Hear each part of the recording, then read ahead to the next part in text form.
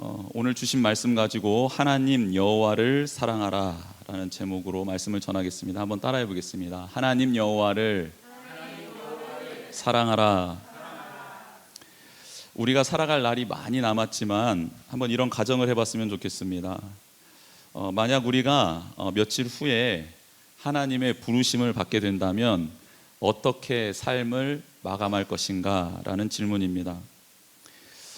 너무 먼 일이라 생각하시는 분들은 한 번도 생각해 보지 못했을 수도 있을 것 같습니다. 하지만 한 번쯤은 시간을 내서 깊이 생각해 보고 정리해 보는 시간을 가져보셨으면 좋겠습니다. 그 마음으로 오늘을 산다면 그때도 동일하진 않겠지만 그래도 비슷하게 이 땅에서의 생을 매듭 지을 수 있을 것 같습니다. 그런데 놀라운 사실은 그렇게 내가 어떤 죽음을 맞이할까를 생각하고 기록하고 꿈꿀 수는 있지만 훈련하지 않으면 그 아름다운 죽음은 우리에게 주어지지 않는다라는 것입니다. 여호수아는 인생의 중요한 시기를 모세의 수행 비서로서 살았습니다. 믿음의 사람 모세를 통해 하나님을 경외하는 신앙을 친히 배웠고 머리와 가슴과 삶으로 그 모든 것을 받아냈던 것이 여호수아였습니다. 전인격적으로 신앙을 배웠고 전수받았다라고 보면 될 것 같습니다. 그런데 우리는 알고 있습니다. 배운 대로 살아가지 않는 사람이 얼마나 많은지. 여러분, 만약에 자녀들이 우리 부모님들이 가르쳐준 대로만 살았다고 한다면 모두가 다 이 세상의 아름다운 빛과 소금이 되어 있지 않겠습니까? 자녀들을 생각하기 전에 먼저 우리도 자녀잖아요. 제가 부모님 말씀을 잘 듣고 그대로 살았다고 한다면 저는 아마 이 세상을 빛내는 위인 중에 한 명으로 들어가 있지 않을까 생각합니다. 즉, 배우긴 했어도 그대로 살지 못하는 사람들이 너무 많이 있다라는 것입니다. 그러나 여호수아는 놀랍게도 배운 대로 살아간 사람이라는 겁니다. 이 점이 너무 놀라운 부분입니다. 그렇다면 우리는 질문할 수 있습니다. 어떻게 여호수아는 이렇게 아는 것과 삶이 일치될 수 있었을까라는 질문을 할 수 있겠습니다. 그것은 바로 하나님의 말씀을 지키고 순종하는 것에 있어 담대하라는 하나님의 뜻을 깨달았기 때문입니다. 어떤 유혹과 핍박과 두려움 앞에서도 하나님을 더욱 사랑하고 그 뜻에 순종하는 일에 담대해라, 강하라 라는 하나님의 말씀을 온전히 여호수아는 깨달았기 때문에 안과 삶이 일치할 수 있었다라는 것입니다. 여러분, 하나님의 말씀이 임하고 그 말씀이 깨달아지면 놀랍게 그 말씀이 우리의 삶을 지배하기 시작합니다. 지배당하면요, 변화가 생깁니다. 우리의 생각과 의식이 변화되고 그리고 마음과 생각이 변화됨으로 말미암아 행동까지 연결되더라는 것입니다. 여러분, 우리는 무엇 앞에 담대합니까? 적 앞에 담대합니까? 그런데 그 적은 계속 생겨나고 언젠가는 나보다 더 큰 적이 내 앞에 서게 됩니다. 그때 우리는 담대해질 수 없게 되는 것이죠. 우리가 가진 지식과 지혜의 한계는 아주 명백합니다. 그래서 내가 가진 가치관과 경험을 믿고 담대한다면 그것도 어느 선에서는 유지될 수 있을지 몰라도 끝까지는 유지될 수 없음을 알고 있습니다. 돈과 명예, 권력, 힘도 마찬가지입니다. 모두가 다 가변적인 요소들일 뿐입니다. 성도 여러분, 이 시간 축복합니다. 하나님 말씀 앞에 담대하시기를 바랍니다. 그분의 말씀대로 순종하는 일에 강하고 담대하시기를 축복합니다. 그분의 뜻을 이루는 일에 온 마음과 뜻을 다하여 용기 있게 서는 우리 성도님들이 되기를 주님의 이름으로 축복합니다. 그렇다면 하나님의 뜻은 무엇일까요? 예수님이 어떻게 요약해 주셨죠? 하나님의 뜻은 바로 하나님을 사랑하는 것, 그리고 이웃을 사랑하는 것입니다. 너무 우리가 잘 들어서 알고 있지만 늘 까먹지 않아야 될 말씀입니다. 사랑 안에서 우리 영혼이 살아날 수 있습니다. 마음의 평안을 얻을 수 있습니다. 사랑 안에서 우리의 육신은 강건함을 유지할 수 있기 때문에 그렇습니다. 여러분, 사랑이 깨지면, 사랑하는 관계가 깨어져 버리면 어떤 현상이 일어납니까? 모든 삶의 패턴이 으그러져 버립니다. 그런데 아무리 폐인처럼 살아가던 사람도 사랑을 받게 되면 어떤 일이 일어납니까? 그의 삶이 회복되더라는 것입니다. 그의 마음이 기뻐지고 그의 생각이 온전해지더라는 것입니다. 그래서 하나님은 우리에게 사랑하라라고 말씀하고 있는 것입니다.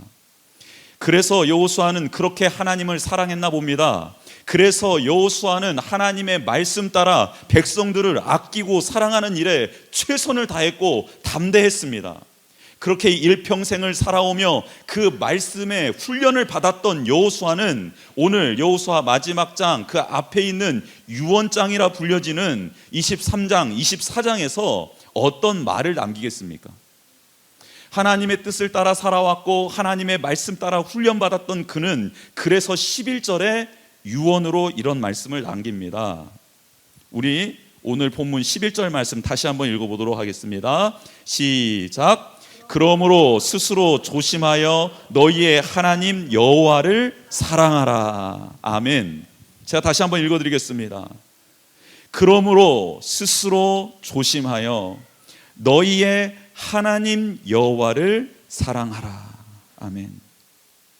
여호수아가 이제 자신의 생명이 다했다라는 사실을 깨닫고 이스라엘 백성들을 불러 모아서 그들의 우두머리들 지도자들을 불러 모아서 유언처럼 남기는 말이 무엇이냐면 너희의 하나님 여호와를 사랑하라 였습니다. 하나님을 사랑하는 것은 그분이 원하는 대로 살아가는 것을 의미합니다. 하나님은 무엇을 원하셨습니까? 그렇죠. 8절 말씀에 있습니다. 오직 너희의 하나님 여호와께 가까이 하기를 오늘까지 행하신 것 같이 하라 라고 말씀하고 있습니다. 하나님이 원하셨던 것은 이스라엘 백성이 하나님과 가까이 있는 것을 원하셨습니다. 하나님의 임재를 바라고 말씀을 기억하고 묵상하며 그들의 삶이 거룩해지기를 바랬습니다. 이게 하나님이 원하셨던 것입니다. 인간의 힘으로는 거룩해질 수도 없습니다. 인간의 힘으로는 말씀을 붙잡을 수도 없고 묵상할 수도 없습니다. 그렇기에 하나님은 그 백성들에게 나에게 가까이 오라라고 계속해서 초청해 주신 것입니다. 완전한 선이시고 절대자이신 그분이 미물 같고 죄악 덩어리였던 우리를 끌어안으셨다라는 겁니다. 왜냐하면 그래야 하나님의 뜻을 이룰 수 있기 때문에 그렇습니다. 하나님이 주시는 은혜와 능력은 그분께 가까이 가는 자에게만 주어지는 것이기 때문에 그렇습니다. 여러분, 하나님께 가까이 나아가시기를 주님의 이름으로 축복합니다. 그 방법으로 하나님이 무엇을 가르쳐 주셨습니까? 예배를 가르쳐 주셨죠. 그리고요, 기도를 가르쳐 주셨습니다. 그리고 찬양하는 법도 가르쳐 주셨습니다. 또한 행동 양식을 가르쳐 주셨습니다. 가정과 공동체가 어떻게 하나님과 가까워질 수 있는지 삶의 행동 양식을 가르쳐 주셨다는 겁니다. 이 점이 매우 놀랍습니다. 여러분, 하나님과 가까이 하는 방법이 오직 영적인 부분에만 있다라고 생각하는 그리스도인들이 너무 많습니다. 그러나 하나님은 놀랍게도 레위기에서 예배를, 하나님께 예배하는 방법을 가르쳐줌과 동시에 어떻게 삶을 살아야 될지 삶의 방식도 가르쳐줬다라는 것입니다. 여러분, 하나님과 가까워지는 방법은 영적인 부분도 있지만 삶의 영역도 있다라는 사실을 잊지 않기를 주님의 이름으로 축복합니다. 그래서 여호수아는 지금 백성들에게 말하고 있는 것입니다. 하나님 여호와를 사랑하는 일은 말로만 하는 것이 아니다. 너희의 삶으로 표현해야 하는 것이다. 그러니 스스로 조심하라라고 말씀하고 있습니다.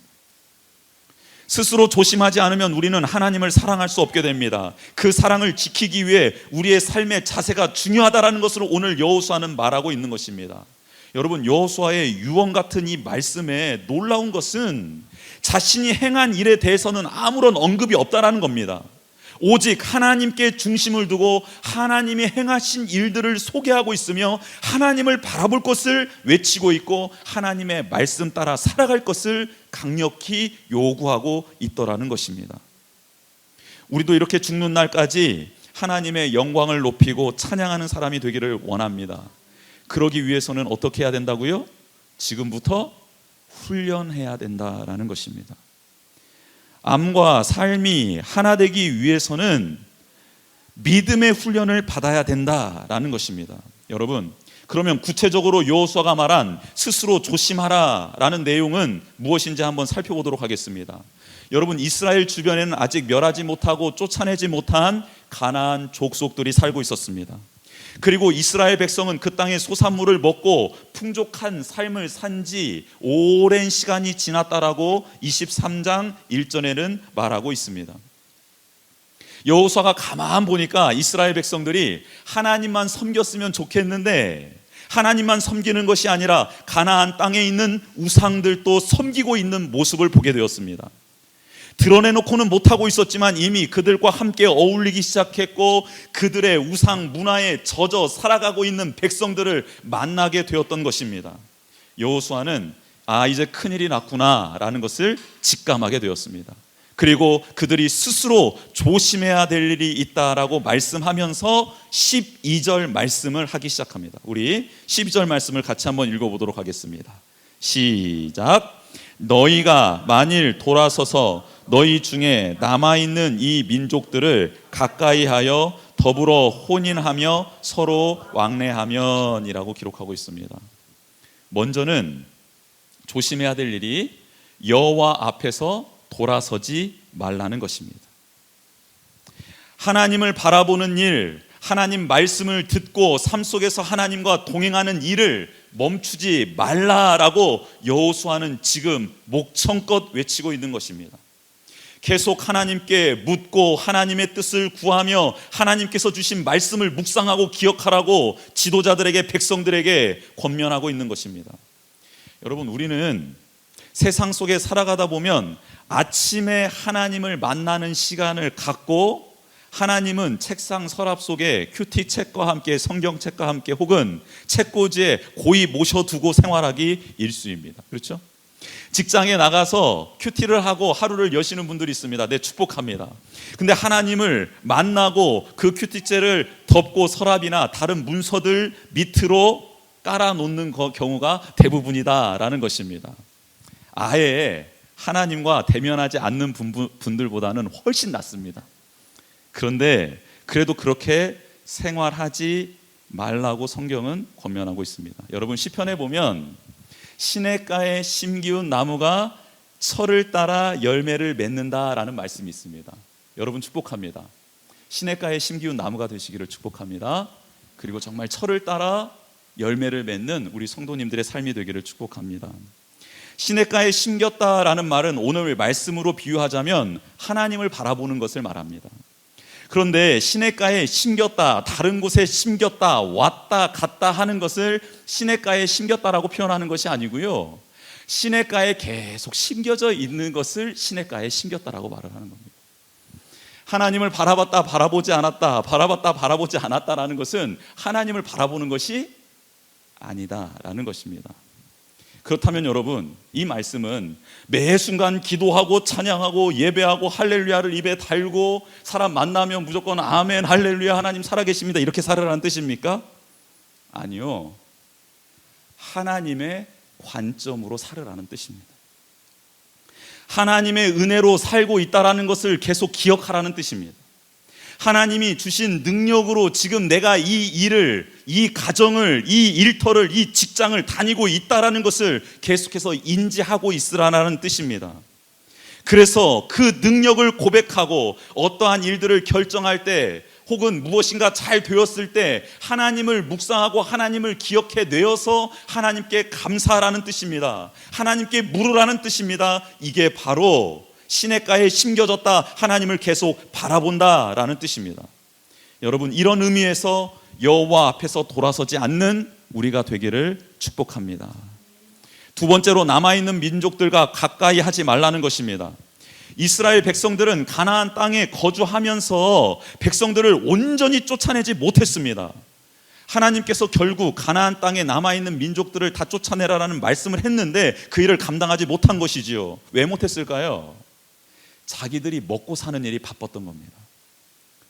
정착해서 집을 짓고 밭을 일궈야 되고 과수를 일궈야 되고 문화생활도 즐겨야 되고 가정도 돌봐야 되고 개인의 꿈도 이루어야 되고 여러 이런저런 사정상 가장 중요한 일, 하나님께서 명령하신 일을 잊어버린 것입니다.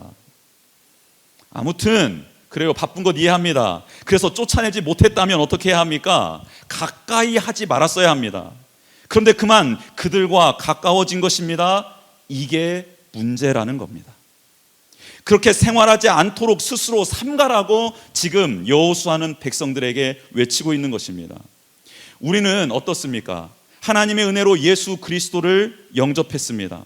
하나님의 자녀가 되었습니다. 이제 하나님의 자녀로서 권위와 능력 가운데 이 모든 것들을 다스리며 정복하며 살아가기만 하면 됩니다. 그런데 자꾸 애습관이 스물스물 올라온다는 거죠.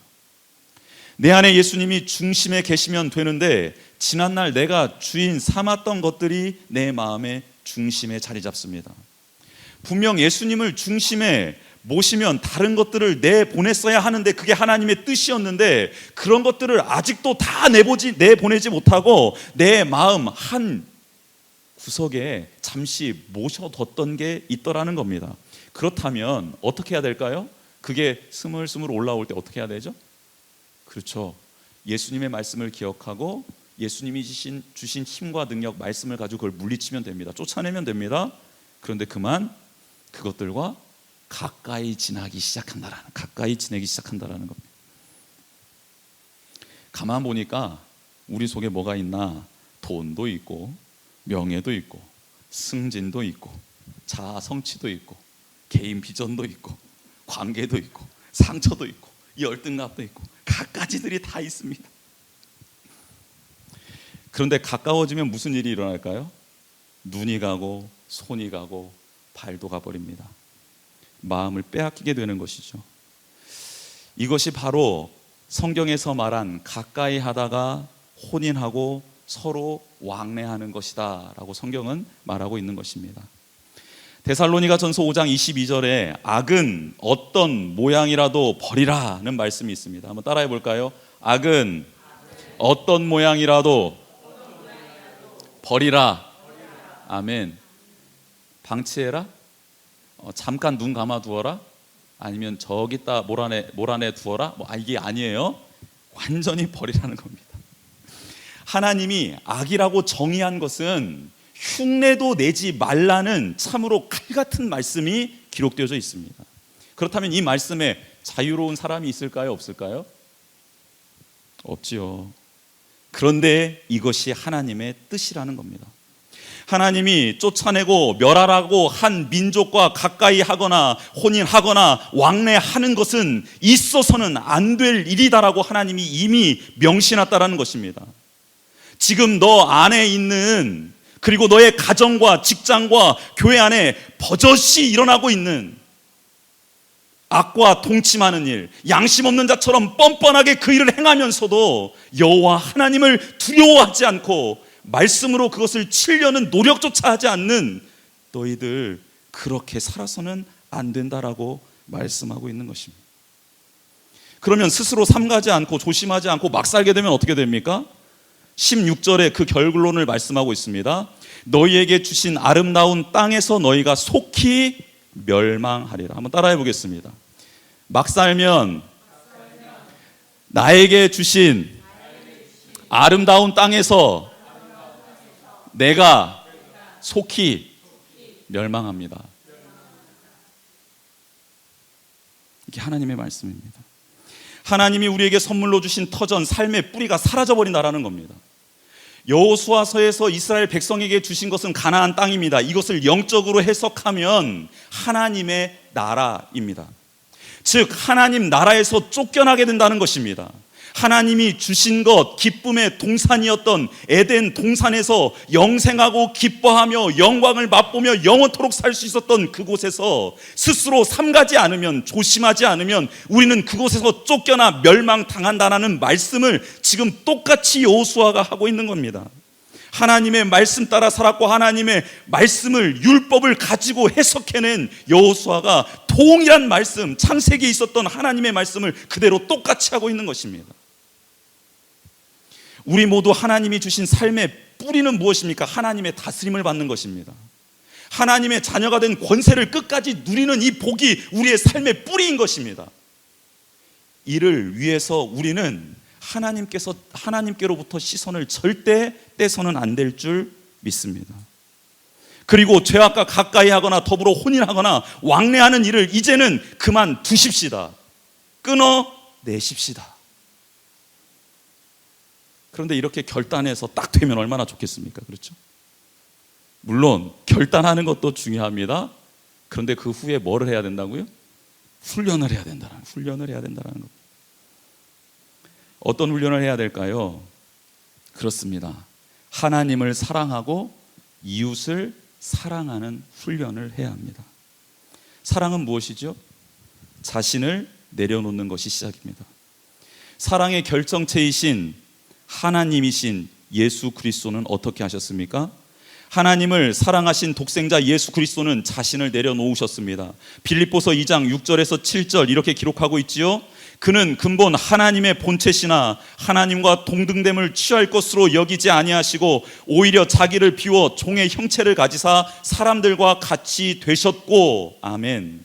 예수님은 하나님을 사랑하고 사람을 사랑하는 첫걸음으로 하늘 보좌를 내려놓으셨습니다. 그리고 하나님의 뜻에 순종함으로 하나님 사랑을 실천하셨고 사람과 같이 되심으로 사람 사랑을 실천하셨습니다. 이 말씀을 어떻게 우리에게 적용할 수 있을까요? 하나님 말씀에 순종하기 위해, 즉 하나님을 사랑하기 위해 우리가 내려놓아야 할 것은 무엇입니까? 우리가 떠나야 할 자리는 어디일까요? 성경은 그것을 자기애라고 합니다. 자기 사랑이라고 말하고 교만인 자기의라고 말을 합니다. 또한 욕심과 욕망의 뿌리를 둔 생각과 삶의 방식이 모든 것을 내려놓아야 한다라고 성경은 말씀하고 있습니다. 물론 이웃을 사랑하기 위해 그들의 눈높이로 내려가고 그들과 같이 생활하기 위해서도 마찬가지입니다. 똑같이 내려놓아야 합니다. 그러나 내려놓음이 끝이 아니라는 것입니다. 그 후에 마땅히 행동이 뒤따라야 한다라고 성경은 말하고 있습니다. 내려놓음의 목적은 하나님께 순종하기 위함이고 사람들과 함께하기 위함이라는 겁니다. 여호수아는 자신이 누리고 있는 모든 것이 다 하나님이 주신 것이고 이 모든 것을 누리며 자손 대대로 물려주기 위해서는 하나님을 바라보며 하나님을 사랑하는 것밖에 없음을 깨닫고 그렇게 산 것입니다. 사랑하는 성도 여러분, 이 시간 우리가 내려놓아야 될 것이 무엇인지를 한번 생각해 봤으면 좋겠습니다. 그리고 내려와야 할 자리는 또 없지 않나 살펴보면 좋겠습니다. 자기를 비우고 이제 하나님을 사랑했으면 좋겠습니다. 또한 가족을 사랑하고 성도를 사랑하고 이웃을 사랑하며 살아갔으면 좋겠습니다. 어떨 때 이 일이 가능한가? 자기를 내려놓을 때 가능합니다. 자기를 부인할 때 가능합니다. 내 입장을 고수하는 게 아니라 하나님의 말씀 편에 서서 생각하고 상대방의 편에 서서 생각하는 훈련, 이 훈련을 계속 지금부터 꾸준히 연습하셔야 합니다. 그래야 여호수아처럼 끝이 아름다운 사람이 될 수 있습니다. 하나님이 주신 것, 이 모든 것들을 풍족히 누리고 자손 만대까지 영유하는 복이 우리 가운데 있었으면 좋겠습니다. 하나님의 다스리심을 끝까지 받고 그분과 영원토록 사는 영생을 누리는 우리 모두가 되기를 주님의 이름으로 축복합니다. 이 길을 알려주신 하나님께 순종한 여호수아처럼 그렇게 우리도 끝까지 살아갔으면 좋겠습니다. 우리 옆에 계신 분에게 이렇게 한번 축복할까요? 하나님을 사랑하고 이웃을 사랑하는 훈련을 합시다.